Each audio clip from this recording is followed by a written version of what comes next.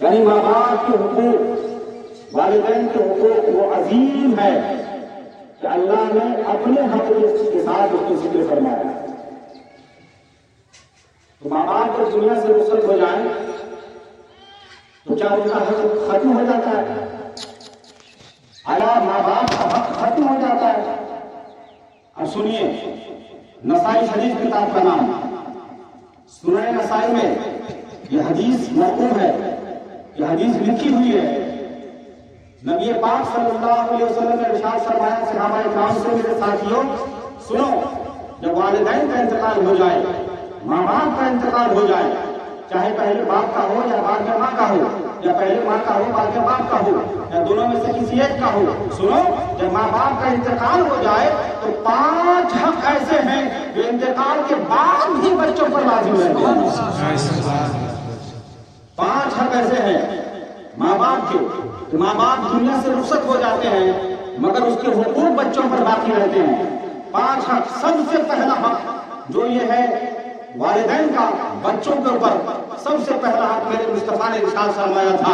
حضور فرماتے ہیں جب ماں باپ انتقال کر جائیں تو پہلا حق الصلاۃ علیہما، ان کے جنازے کی نماز میں شریک ہو جائے، ان کے جنازے کی نماز پڑھی جائے، ان کی تجہیز و تکفین کا اہتمام کیا جائے.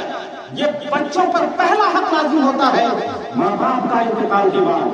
حضور نے فرمایا، آپ سوچتے ہیں ان 4 حقوق پر پہلے حق کو حضور نے پہلے ارشاد فرمایا.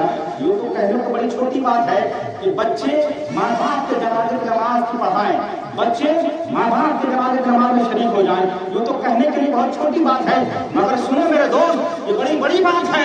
اس لیے کہ بہت سارے وہ لوگ جو دنیا میں مائنڈیڈ کہلاتے ہیں، بہت سارے وہ لوگ جو سماج اور سوسائٹی کے سردار ہیں، بہت سارے وہ لوگ جو اس کو سلیوٹ کیا جاتا ہے، بہت سارے وہ لوگ جو راستوں سے گزر جائیں تو ان کو سلام ٹھوکا جاتا ہے. مگر سنو، جب ماں باپ گزر جائیں تو ماں باپ کے جنازے کی نماز نہیں پڑھا. یہ لمحہ فکریہ ہے ان کے لیے کہ کم از کم خود بھی نماز جنازہ پڑھنے کے لیے سیکھو، اور ہو سکے تو ماں باپ کے لیے بھی جنازے نماز پڑھانے کا طریقہ بھی سیکھو. یہ پہلا حق ہے بچوں کے اوپر ماں باپ کا کہ ماں باپ جب رخصت ہو جائیں تو ان کے جنازے کی نماز میں شریک ہوا جائے. دوسرا حق ہے مصطفیٰ نے ارشاد فرمایا، الاستغفار لہما. کہو سبحان اللہ. سبحان اللہ. حضور نے فرمایا الاستغفار لہما، ماں باپ کے لیے ہمیشہ دعائیں مغفرت کرنا، بخشش کی دعائیں مانگتے رہنا. ماں باپ جب رخصت ہو جائیں تو ان کے لیے ہمیشہ بخشش کی دعائیں مانگتے رہنا. یہ دوسرا حق ہے. لوگوں ماں باپ کے انتقال کے بعد تو جنازہ کی نماز ایک بار ہوتی ہے مگر استغفار کے لیے کوئی وقت نہیں ہے. جب وقت ملے اپنے ماں باپ کے لیے دعائیں مغفرت کرو، پوری زندگی دعائیں مغفرت کرو. اس سے 2 فائدہ حاصل ہوگا. ایک فائدہ تو یہ ہوگا جب تم اپنے ماں باپ کے لیے دعا کرو گے تو تمہارے ماں باپ جنت میں جائیں گے، اور تم کو فائدہ یہ ہوگا کہ ماں باپ کے فرما برداروں میں تمہارا نام شامل ہو جائے گا.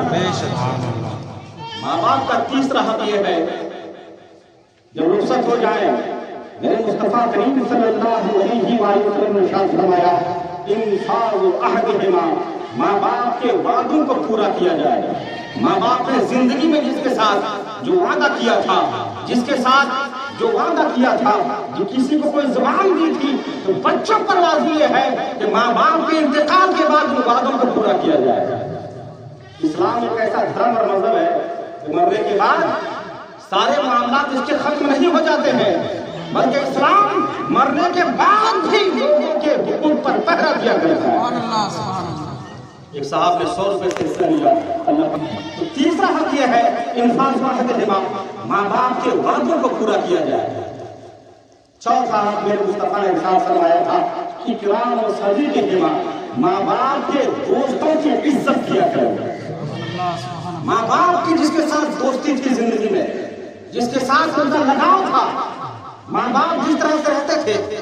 محمد مفید الدین صاحب نے 100 روپے سے حصہ لیا اللہ قبول فرمائے. ماں باپ کی دوستی جس کے ساتھ تھی، بچوں پر لازم ہے کہ جو باپ کا دوست ہو اس کی اسی طرح تعظیم کرے جس طرح سے اس کا باپ ملا کرتا تھا. ماں اگر ماں کی کوئی سہیلی ہو اس کی اسی طرح تعظیم کرے جس طرح سے ماں اس کی تعظیم کیا کرتی تھی. یہ بچوں پر لازم ہے کہ 700 روپے پیش کر رہا قبول موجود ہوتا ہے. اللہ تعالیٰ اور اولاد کے اوپر ماں باپ کا اکرام و صدیق ہے. ماں باپ کے دوستوں کی عزت کرنا یہ چوتھا حق ہے. پانچواں حق سنیے اور میری جلد گفتگو. باپ کی طرف سے جو رشتہ ہوا تھا چچوں کے ساتھ پھوپھیوں کے ساتھ اور ماں کی طرف سے جو رشتہ ہمیں ملا ہے خالہ ماموں کے ساتھ رشتہ داری باقی رکھنا. جس طرح سے ماں باپ نے رشتہ باقی رکھا تھا اسی طرح سے بچوں پر لازم ہے رشتہ باقی رکھنا. تو سنو انسان کے انتقال کے بعد اللہ رب العزت نے فرمایا تھا مصطفیٰ کریم کے ذریعے سے. سنو اللہ رب العزت کے محبوب نے ارشاد فرمایا تھا جب ماں باپ گزر جائے تو 5 حق ایسے ہیں کہ بچوں پر لازم رہتے ہیں, 5 حق باقی رہتے ہیں. جو ان 5 حقوق کو ادا کرتا ہے اللہ تعالیٰ اس کا نام فرما برداروں میں شامل کر دیتا ہے. اللہ فرماتا ہے من جاء بالحسنۃ فلہ 10 امثالها. جو ایک نیکی لائے اسے اللہ تعالیٰ کم سے کم 10 نیکی عطا فرماتا ہے. ایک نیکی لائے تو کم سے کم 10 نیکی عطا فرماتا ہے. یہ تو کم سے کم کا معاملہ ہے. اور اللہ تعالیٰ سورۃ البقرہ میں ارشاد فرماتا ہے ایک نیکی کے بدلے اخلاص کے اعتبار سے, دل کے اعتبار سے, جس کے دل میں جیسا اخلاص ہے جیسا خلوص ہے اللہ 700 نیکی عطا فرماتا ہے. اور اللہ رحمان و رحیم ہے جسے چاہے اس سے زیادہ بھی عطا فرماتا ہے. اللہ اکبر. اللہ رب العزت کا تصور جب ہمارے ذہن میں آتا ہے تو جہت خوف کے ساتھ آتا ہے. اللہ تعالیٰ اسی لیے ہم ہاتھ اٹھا کر دعا کرتے ہیں اوپری جہت کے ساتھ. مگر سنو جب بندہ سجدے میں ہوتا ہے تو اللہ کہتا ہے بندہ مجھ سے زیادہ قریب ہو جاتا ہے. جب قیام میں ہوتا ہے اس وقت اتنا قریب نہیں, رکوع میں ہوتا ہے اس وقت اتنا قریب نہیں. مگر جب بندہ جب سجدے میں چلا جاتا ہے اللہ کہتا ہے بندہ مجھ سے زیادہ قریب ہو جاتا ہے, مجھ سے قریب ہو جاتا ہے. مگر سوچنے کی بات یہ ہے اللہ کا تصور ہمارے دماغ میں جہت فرق کے ساتھ آتا ہے, اوپر کی جہت کے ساتھ آتا ہے. اب سوچیے پنڈال میں لگا ہوا یہ کپڑا, میں یہاں پر بیٹھا ہوا ہوں, کوئی انسان کھڑا ہو تو یہ کپڑا اس کے سر سے زیادہ قریب ہوگا. مگر وہ جب جھک جائے تو تھوڑا دور ہو جائے گا, اور وہ جب سجدے میں چلا جائے تو تھوڑا اور دور ہو جائے گا, دوری اس کی بڑھ جائے گی. مگر اللہ کہتا ہے مگر انسان جب قیام کی حالت میں ہوتا ہے, کھڑا ہوتا ہے, اس سے قریب اس ٹائم اتنا نہیں ہوتا ہے. رکوع میں ہوتا ہے اس ٹائم اتنا قریب نہیں ہوتا. مگر بندہ جب سجدے میں چلا جاتا ہے تو اس سے زیادہ قریب ہو جاتا ہے. معاملہ کیا ہے, وجہ کیا ہے؟ تو سنو اللہ اکبر کبیرہ. محدثین, مفسرین, علماء اور فقہا ایک ساتھ ان کے بھائی نے 100 روپے پیش کر اللہ قبول موجود